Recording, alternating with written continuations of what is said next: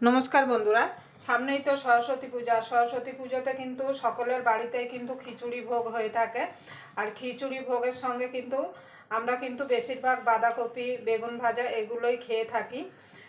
आजके आमि खिचुड़ी भोगेर संगे खाওয়ার जन्य दारुण स्वादेर एकटा निरामिष बाँधाकपि रेसिपि बानिये देखाबो। तार जन्य एखाने आमि बाँधाकपि निये नियेछि। बाँधाकपिटाके केटे आमि धुए और एकटुखानि भापाते बसिए दिएछि। एकटुखानि भापिए नेब। आपनारा ना भापिएও करते पारेन, किन्तु এই খিচুড়ির संगे खाওয়ার জন্য কিন্তু বাঁধাকপিটা ভাপিয়ে করলে সবথেকে ভালো হয়। আর আমি যেভাবে বানাচ্ছি আপনারা যদি এইভাবে একবার বাড়িতে বানিয়ে নেন খিচুড়ির সঙ্গে খেতে কিন্তু অসাধারণ লাগবে। তাহলে চলুন বাঁধাকপিটা আমি একটু ভাপিয়ে নিই। খুব বেশি ভাপাবো না, এপিট ওপিট করে একটুখানি ভাপিয়ে নিলেই হবে। দেখুন বন্ধু, কপিটা ভাপিয়ে নিয়েছি, নামিয়ে নেব। এবার আমি একটা মশলা ভেজে নেব। তার জন্য এখানে একটা কড়াই বসিয়ে দিলাম।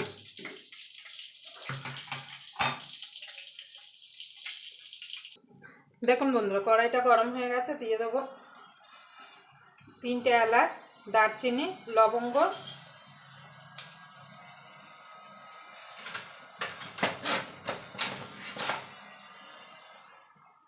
এটা একটুখানি নাড়াচাড়া করে নেব।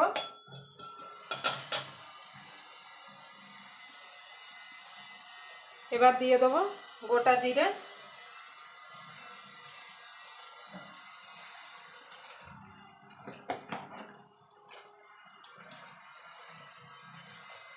গ্যাসটা কিন্তু লোতে রেখেই কিন্তু মশলাটা ভাজতে হবে, না হলে মশলাটা পুড়ে যাবে।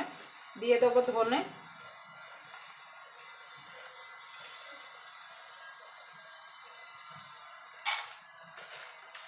এবার এগুলো আমি ভেজে নেব। যখন সুন্দর একটা গন্ধ বেরিয়ে আসবে তখন কিন্তু নামিয়ে নিতে হবে। পুড়ে গেলে কিন্তু তিতা হয়ে যাবে, তখন কিন্তু বাঁধাকপির ঘন্টতে দিলে কিন্তু আর খেতে ভালো লাগবে না। দেখুন বন্ধুরা, মশলাটা হয়ে গেছে, মশলাটা নামিয়ে নেব। এবার ঠান্ডা হলে এটাকে আমি গুঁড়িয়ে নেব, মানে গুঁড়ো করে নেব।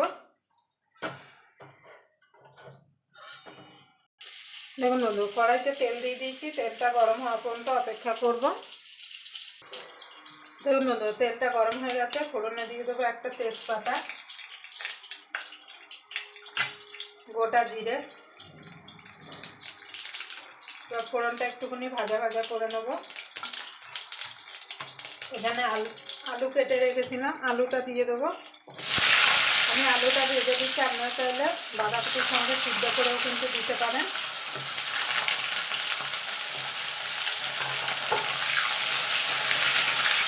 আলুটাকে লাল লাল করে ভেজে নেব।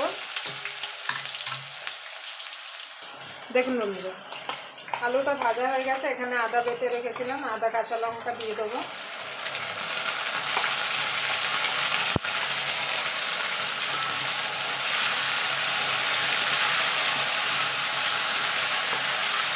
আদাটাকে একটুখানি নাড়াচাড়া করে নেব যাতে আদার কাঁচা গন্ধটা চলে যায়। দেখুন বন্ধুরা, একটা টমেটো দিয়ে দেবো।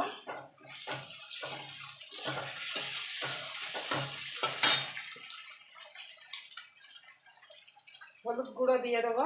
যেভাবে আমরা বাড়িতে খিচুড়ির সঙ্গে বাঁধাকপি বানিয়ে থাকি সেটাই কিন্তু আপনাদের সঙ্গে আমি আজকে বানিয়ে দেখাচ্ছি। এইরকমভাবে বাঁধাকপি যদি আপনারা বানান খেতে কিন্তু দারুণ লাগে।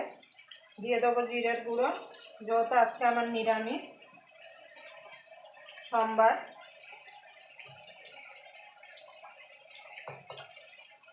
ঝালের জন্য দিয়ে দেবো লঙ্কার গুঁড়ো। ঝালটা আপনারা স্বাদ মতো দেবেন, যে যেমন ঝাল খেতে পছন্দ করেন।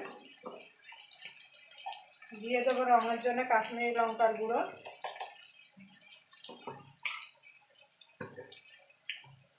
দিয়ে দেবো অল্প করে ধনের গুঁড়ো।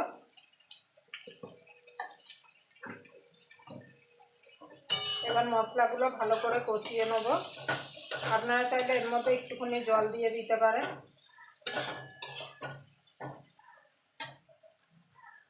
দেখুন বন্ধু, মশলাটা কষানো হয়ে গেছে। এখানে বাঁধাকপিটা যে ভাপিয়ে রেখেছিলাম সেটা এবার দিয়ে দেবো।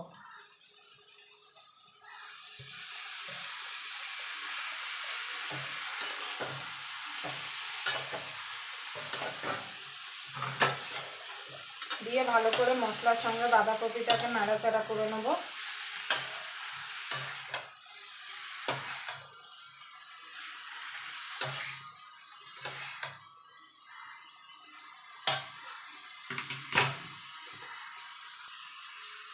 দিয়ে দেবো স্বাদ মতো নুন।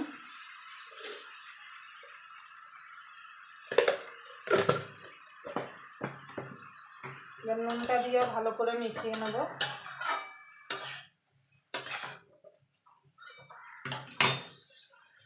আমি কড়াইশুঁটিটা আগে দিতে ভুলে গেছিলাম, কড়াইশুঁটিটা দিয়ে দেবো।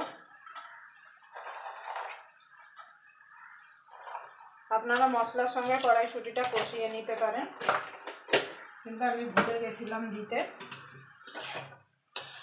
আমরা কিন্তু সরস্বতী পুজোতে কিন্তু এইভাবেই বাঁধাকপি খিচুড়ির সঙ্গে বাঁধাকপি রান্না করি। এবারে এটাকে ঢাকা দিয়ে আমি হতে দেবো যতক্ষণ সব একদম মজে না যাচ্ছে।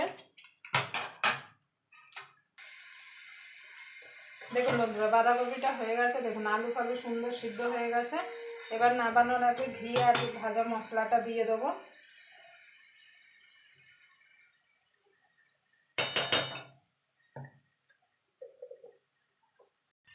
দেখুন বন্ধুরা, ভাজা মশলাটা দেবো। ভাজা মশলাটা দেওয়াতে কিন্তু এই বাঁধাকপির স্বাদটা কিন্তু আরও দুগুণ বেড়ে যাবে। আপনারা এইভাবে একবার ভাজা মশলা দিয়ে বাঁধাকপি বানিয়ে দেখবেন।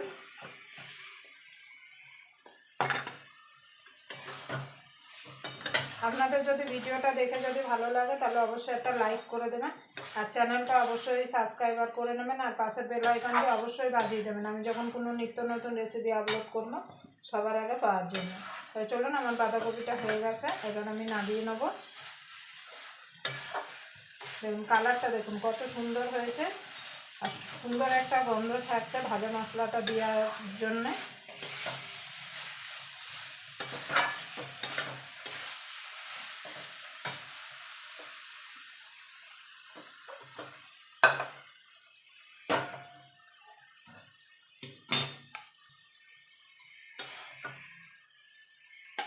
দেখুন